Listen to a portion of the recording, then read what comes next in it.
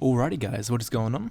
Today we're going to be looking at Zipex and how he plays Inferno. Obviously he's more of a supportive player for Astralis, very good at spacing out with his teammates, just putting himself in a position to trade out. He's very good at trading frags. Also obviously flashes, smokes, nade usage is another strength of his. So in this first clip here, he's actually going to be going out first with I think dupreeh throwing the nades, which is a bit of a reversal of the roles. But you'll see here he stops and assumes he's more not passive, but he's more a supportive role, trading out frags very well. Now, very important note there is he didn't just run to the site. You see initially he got to the default box there, he didn't see anyone pit to start with. The guy underneath balcony saw pretty quickly after that, but a lot of players would have been like, okay, I don't see anyone initially, let's keep pushing onto site. He doesn't do this, he stops to play with his teammates very smartly and he's able to trade them out. Another thing is a lot of players who play his kind of role are way too passive. They would have just stayed in the apartments or something, not got out with the team like he did, which is very important. And as I said, didn't barrel onto the site, played with his team, cleared out pit very well, and the round is essentially won by him playing like this. And this is just something everyone can implement into their game, everyone should consider, because a lot of people are way too passive or way too aggressive.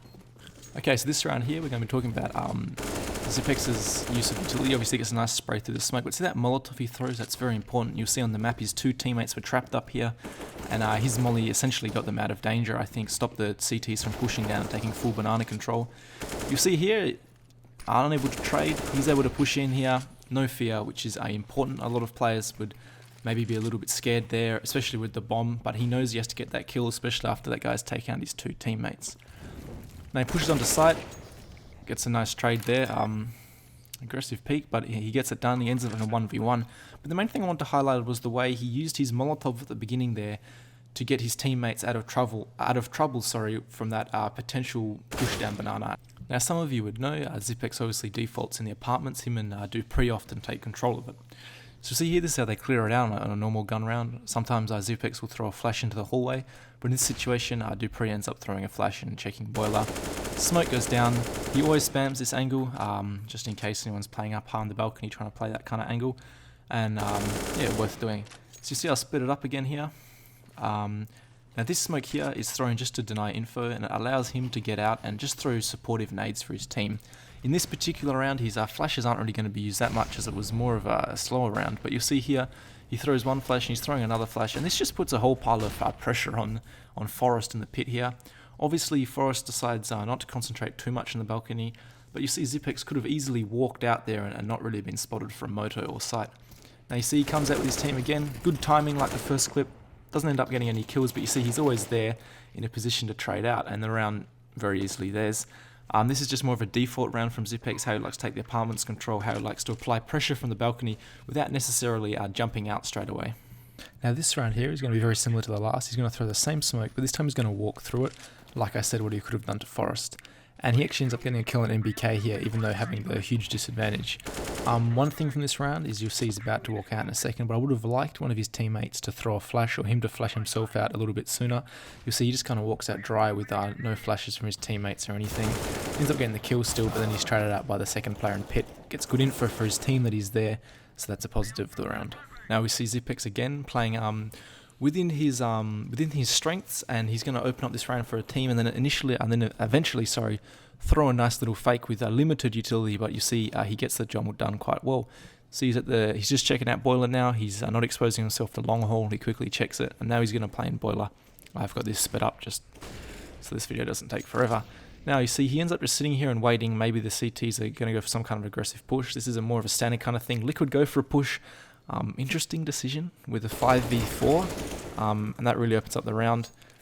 Glaive ends up going down. It punts a 3v3, but you see Zipex knows he killed two players there. There was one arch, there's probably not many more. There is one on site. He smokes off the back moto position and then chucks a flash out, keeping the A players on the site, and they can't rotate out. So another round here, similar nade usage, different result. So you'll see here the attack happens at middle by Liquid, quite aggressive. You see he's throwing this smoke and flash to apply even more pressure. Then the attack happens at middle, he thinks, I can maybe jump out balcony here. That's exactly what he does, throws another flash very similar, and he's out balcony, and you'll see here, he's relatively confident no one's on site. and he's able to just hold off this smoke, and no one can come through. Now you see his teammates come through apps, and again, this is good communication by Astralis. Zipex moves himself in a position where he can clear out Diggity or Short. And you'll see here, he checks that no one's on the angle, and then he doesn't really want to run out and check under the balcony, so he throws a Molotov to clear it out. Very smart. Again, good utility usage, and yeah, the site's theirs single-handedly. He knows when to go aggressive from the comms from his teammates, and yeah, that's the round over. So as most of you guys have already realised, Zipex spends most of his time at the A apartments. He only really goes over to B if the team's going for some kind of B execute. So just a couple of extra things he does from this long haul, which is his favourite position, is he'll come and throw this flash. Quite a good one for getting out the apartments here. You see it blinds anyone, lands quite high in the sky. So if you're trying to use like this wall or something to avoid flashes, it's still going to get you. Even if someone's playing on side or from graveyard or whatever, it's still going to pop out there and probably get them quite a nice flash. Another thing Zipex does is he just holds this angle, maybe trying to catch off any rotating players, any players moving around the site. You can often pick them off if they haven't got good communication with the player defending apps. They might think it's smoked off or something, and you can often catch a player off. Obviously it is risky. A couple of times Zipex does die himself because an AWP will be holding this angle. Good AWPer knows, peeks back out and gets the kill. This is a risk, obviously, but I could get a good reward from it. Obviously a high risk, high reward. The last thing he does on an eco sometimes is you, while he's still in the apartments here, is you'll Molotov off this this head glitch box in the middle of the site, which most of you probably know about. You'll see if you bounce a molly off there, it'll spread quite nicely, and maybe on an eco or something is the main time he does this. It just stops anyone playing these stupid head glitches with the overpowered pistols at this range. Besides that, not really too much to it. Let me know what you think of this more specific video, and I'll catch you guys later. See ya.